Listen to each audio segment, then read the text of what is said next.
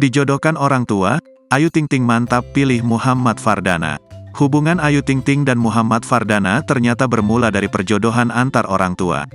Padahal, Ayu Ting Ting dan Muhammad Fardana baru saling kenal pada Januari tahun 2024 lalu. Artis Ayu Ting Ting mengakui perkenalannya dengan Muhammad Fardana karena orang tua mereka masing-masing. Hal ini diungkap oleh Ayu Ting Ting dalam program televisi Brownies Trans TV. Menurut pelantun Sambalado ini, awal kenal Fardana karena dijodohkan oleh orang tuanya. Sejak itu, ia dan Fardana komunikasi intens.